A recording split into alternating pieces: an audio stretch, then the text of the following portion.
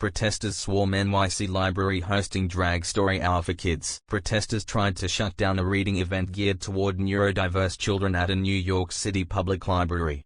The event was billed as story time with local drag performers adapted to be more accessible to kids with autism and other disabilities. The group demonstrating on Saturday brought handmade signs covering a spectrum of issues, with messages protesting everything from fascism to grooming. Can we start protesting child beauty pageants then?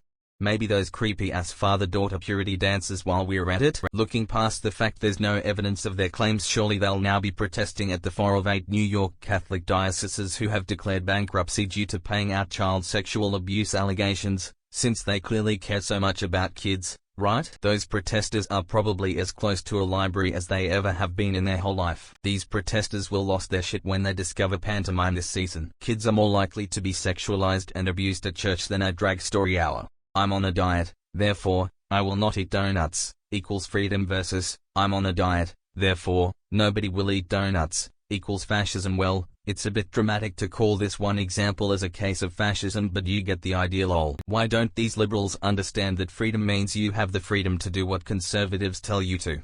Or else.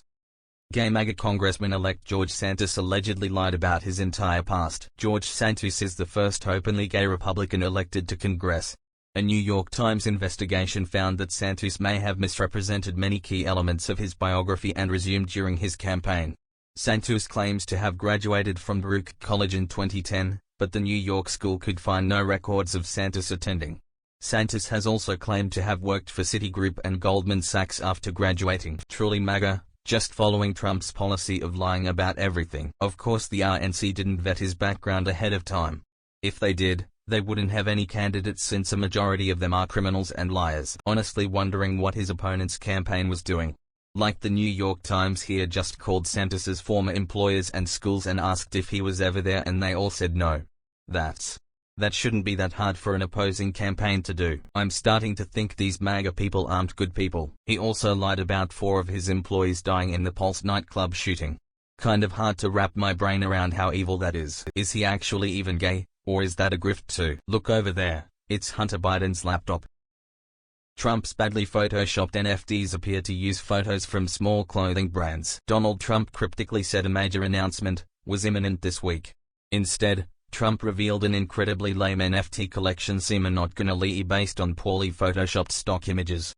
While Trump was able to make a quick buck off the NFTs, he simultaneously managed to piss off a wide swath of his Republican supporters. The overall negative reactions to this would be funny as fuck if so many of them weren't saying psychotic shit about being at war with the left.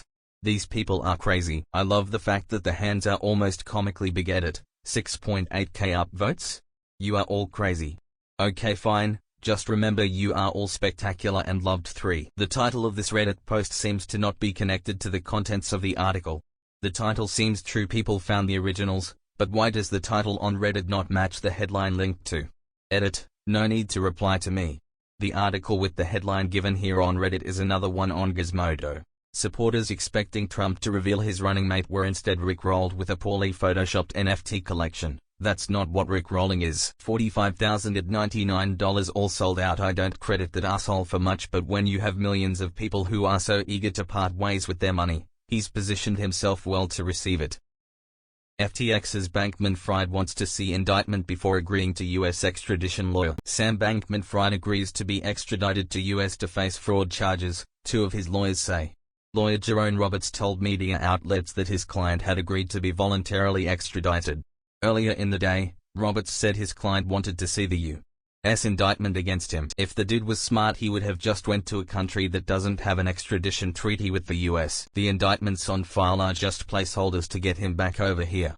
They'll be piling a lot more on later. I don't know why he wants to spend any more time in a Bahamian jail. Are his parents representing him? Has anyone told him he doesn't have to agree to be extradited? Just taser his stupid ass and put him on the plane already. Lol. So much for "we want to change the world" speech. In the end he turned out to be a regular thief. LOL, he still thinks he is in charge. To borrow a quote from Team 4-Star, your compliance isn't a factor. Now he doesn't want to speculate. I mean, this bit actually seems reasonable. Yes, it's a stalling tactic, but one within his rights. No lawyer would let their client be extradited without knowing what the formal charges are. ITT, Reddit has no idea how extradition proceedings work. Fortnite maker Epic Games fined $520 million on accusations it exposed child players to potential harm. The Federal Trade Commission announced Monday that Epic Games will pay a total of $520 million to settle allegations. Epic is accused of collecting personal data from children without first obtaining the consent of their parent or guardian. The company is also accused of exposing children and teenagers to bullying, threats, harassment and dangerous and psychologically traumatizing issues. Epic is also accused of exposing children and teenagers to bullying, threats, harassment and dangerous and psychologically traumatizing issues such as suicide while using Fortnite through the game's default live voice and text function.